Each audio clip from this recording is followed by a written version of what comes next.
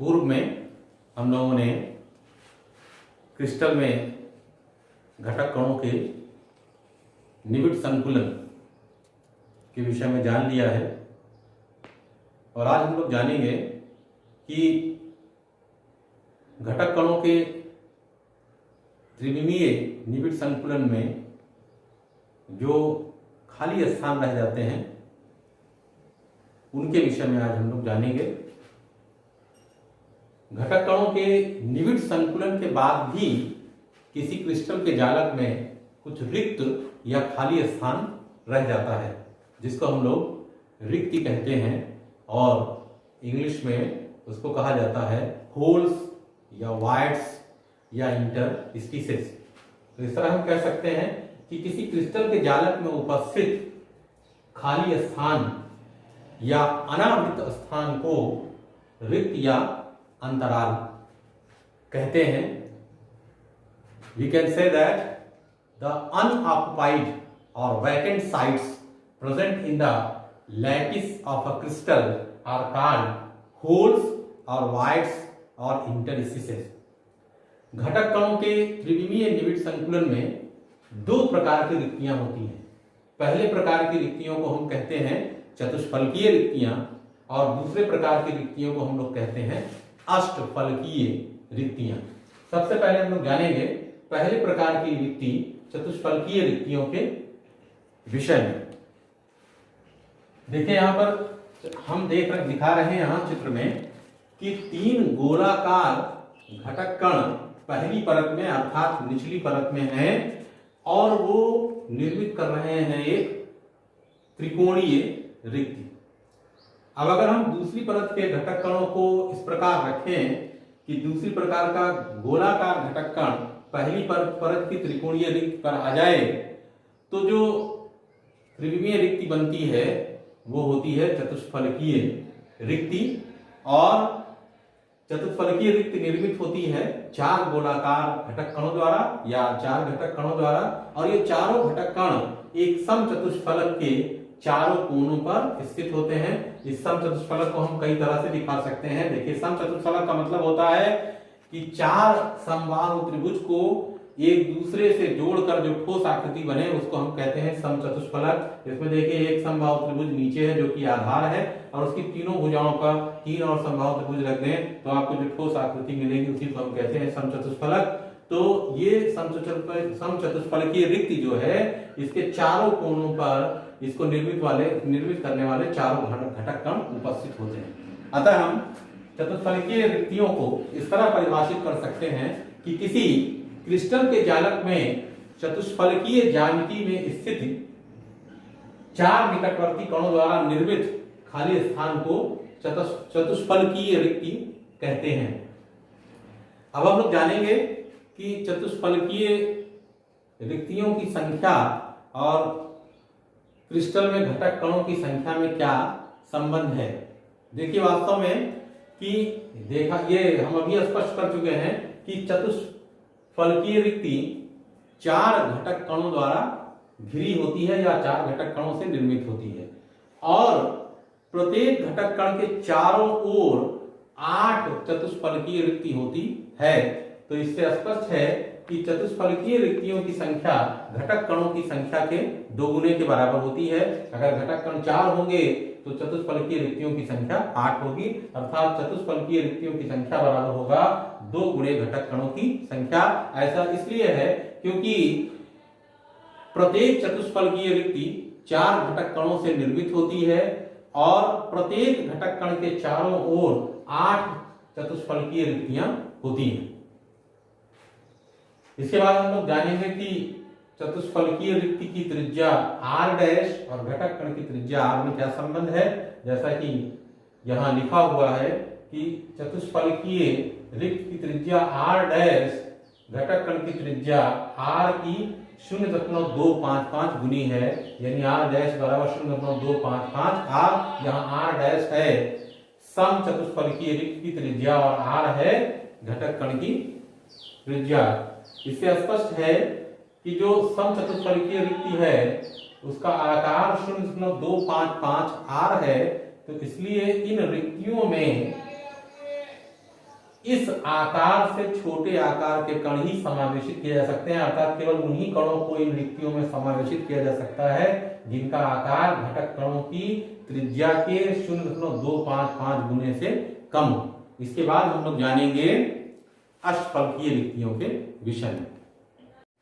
चित्र ए में पहली परत में 3 गोलाकार घटक कण त्रिकोणीय रिक्ति निर्मित कर रहे हैं, और अगर हम दूसरी परत के 3 गोलाकार कणों को ऊर्ध्वाधर विपरीत दिशा में रखें तो पहली परत की त्रिकोणीय रिक्ति और दूसरी परत की त्रिकोणीय रिक्ति से जो त्रिविमीय रिक्ति निर्मित होती है वो कहलाती है अष्टफलकीय रिक्ति। अर्थात अष्टफलकीय रिक्ति 6 गोलाकार घटक कणों से निर्मित होती है, और ये अष्टफलकीय रिक्त में देखिए 8 फलक होंगे, जैसा कि चित्र बी में दिखाया गया है। एक फलक ऊपर, एक फलक ये नीचे 2 हो गए, और 1 2 3 फलक सामने और इसी तरह के 3 फलक पीछे। तो इस तरह की अष्टफलकीय रिक्ति तब बनती है जब पहली परत के 3 गोलाकार घटक कण त्रिकोणीय रिक्ति निर्मित करें और उनके ऊपर दूसरी परत के 3 गोलाकार घटक कणों को ऊर्ध्वाधर विपरीत दिशा में रखा जाए, तो पहली और दूसरी परत की त्रिकोणीय रिक्तियों से जो त्रिविमीय रिक्ति उत्पन्न होती है उसको हम कहते हैं अष्टफलकीय रिक्ति। हम कह सकते हैं कि एक क्रिस्टल जालक में अष्टफलकीय ज्यामिति में स्थित 6 घटक कणों द्वारा निर्मित खाली स्थान को अष्टफलकीय रिक्ति कहते हैं। यानी एक क्रिस्टल जालक में अगर अष्टफलकीय ज्यामिति में 6 घटक कण स्थित हों तो वो जो खाली स्थान निर्मित करते हैं उसको हम लोग कहते हैं अष्टफलकीय रिक्ति। और अष्टफलकीय रिक्ति का चित्र यहाँ चित्र बी में प्रदर्शित है। अब हम लोग जानेंगे कि अष्टफलकीय रिक्तियों की संख्या और घटक कणों की संख्या में क्या संबंध है। आप यहाँ देख ही चुके हैं कि अष्टफलकीय रिक्ति 6 गोलाकार घटक कणों से निर्मित होती है। अर्थात हम कह सकते हैं कि अष्टफलकीय रिक्ति 6 घटक कणों से घिरी होती है, और प्रत्येक घटक कणों के चारों ओर 6 अष्टफलकीय रिक्ति ही होती हैं। इसलिए अष्टफलकीय रिक्तियों की संख्या घटक कणों की संख्या के बराबर होती है। अगर हम लोग अष्टफलकीय रिक्तियों की त्रिज्या को r' से प्रदर्शित करें और घटक कण की त्रिज्या को r से प्रदर्शित करें तो स्पष्ट है सूत्र बी से कि अष्टफलकीय रिक्तियों की त्रिज्या घटक कणों की त्रिज्या की 0.414 गुनी होती है। अतः अष्टफलकीय रिक्तियों में केवल वही कण समावेशित किए जा सकते हैं जिनकी त्रिज्या घटक कणों की त्रिज्या के 0.414 गुने से कम।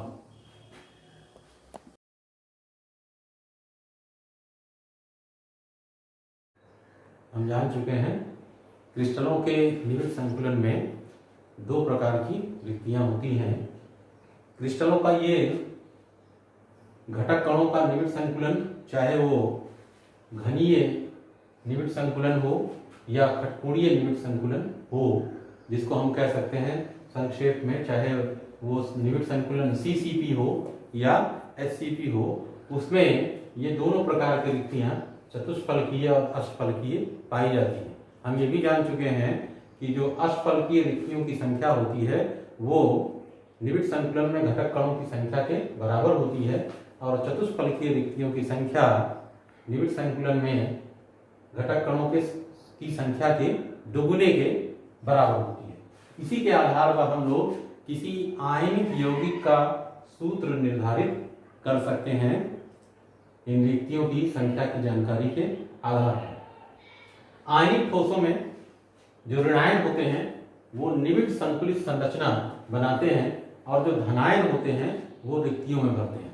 क्योंकि आयनिक यौगिक में जो ऋणायन होता है वो बड़ा होता है और जो धन आयन होता है वो छोटा होता है, इसीलिए आयनिक ठोसों में ऋणायन निविड़ संकुलित संरचना में होते हैं और धनायन उस निविड़ संकुलित संरचना में जो चतुष्फलकीय या अष्टफलकीय रिक्तियां होती हैं उनमें भरे होते हैं। और अगर धनायन बहुत छोटा है, अगर धनायन बहुत छोटा है तो वो चतुष्फलकीय रिक्तियों में भरा जाता है, और अगर वो कुछ बड़ा हो धनायन तो वो अष्टफलकीय रिक्तियों में भरा जाता है। ये आवश्यक नहीं है कि सभी अष्टफलकीय और चतुष्फलकीय रिक्तियां धनायनों से पूरित हों या भरी ही जाएं।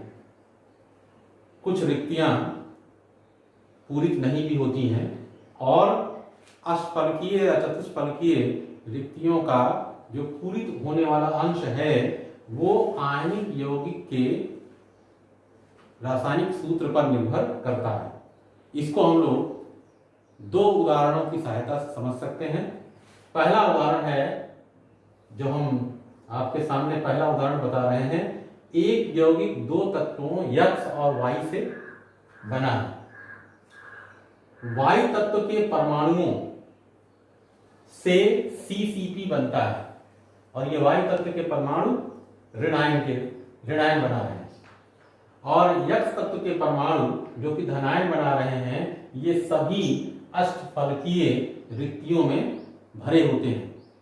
हमें यौगिक का सूत्र निर्धारित करना है कि यौगिक का सूत्र क्या होगा।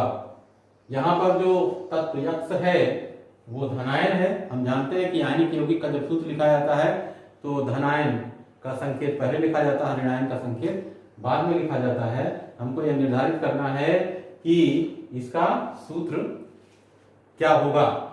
हम जानते हैं कि जो अष्टफलकीय रिक्तियां होती हैं, अष्टफलकीय रिक्तियों की संख्या घटक कणों की संख्या के बराबर होती है, और यहाँ ये बताया जा रहा है कि जो धनायन है वो सभी अष्टफलकीय रिक्तियों में भरे जाते हैं, सभी अष्टफलकीय रिक्तियों में भरे जाते हैं। आगे हम आपको इसको इस ब्लैक बोर्ड पर हल करके बताएंगे। हम मान लेते हैं कि अष्टफलकीय रिक्तियों की संख्या स्मॉल n है। हम जानते हैं कि अष्टफलकीय रिक्तियों की संख्या घटक कणों की संख्या के बराबर होती है, और प्रश्न में ये दिया ही है कि तत्व X के जो धनायन हैं वो सभी अष्टफलकीय रिक्तियों में भरे हैं, इसलिए X के धनायनों की संख्या भी अष्टफलकीय रिक्तियों की संख्या स्मॉल n के बराबर होगी, और तत्व Y के ऋणायनों की संख्या भी स्मॉल n के बराबर होगी। यानी तत्व X और तत्व Y के धनायनों और ऋणायनों की संख्या यौगिक में बराबर है, इसलिए उस आयनिक यौगिक का सूत्र लिखा जाएगा XY। दूसरा उदाहरण है, तत्व B के परमाणुओं से हेक्सागोनल क्लोज्ड पैकिंग जालक यानी षटकोणीय निबिड़ संकुलित जालक बनता है। तत्व A के परमाणु 2/3 चतुष्फलकीय रिक्तियों में भरते हैं, तो तत्व A और B द्वारा बनने वाले यौगिक का सूत्र क्या होगा। इस प्रश्न में ध्यान रखने वाली बात है कि तत्व A के परमाणु कुल चतुष्फलकीय रिक्तियों के केवल 2/3 भाग में भरे जाते हैं, यानी यहाँ पर सभी चतुष्फलकीय रिक्तियां तत्व A के धनायन द्वारा नहीं भरी जा रही। हम मान लेते हैं कि तत्व B के परमाणुओं की संख्या स्मॉल x है। हम जानते हैं कि चतुष्फलकीय रिक्तियों की संख्या घटक कणों की या परमाणुओं की संख्या के दुगने के बराबर होती है, इसलिए चतुष्फलकीय रिक्तियों की संख्या हो जाएगी 2x। प्रश्न में दिया है कि HCP में A के परमाणु चतुष्फलकीय रिक्तियों के 2/3 भाग में भरे जाते हैं, इसलिए हम कह सकते हैं कि A के परमाणु की संख्या बराबर हो जाएगा 2/3 गुणे चतुष्फलकीय रिक्तियों की संख्या जो 2x है। हल करने पर यह आ जाएगा 4/3। अब हम याद करेंगे A के परमाणु की संख्या और B के परमाणु की संख्या का अनुपात। यह आएगा 4/3x/x, x कैंसिल हो जाएगा, तो A के परमाणु संख्या और B के परमाणु संख्या का अनुपात आया 4/3। इसलिए तत्व A और B से बने यौगिक का सूत्र हो जाएगा A4B3।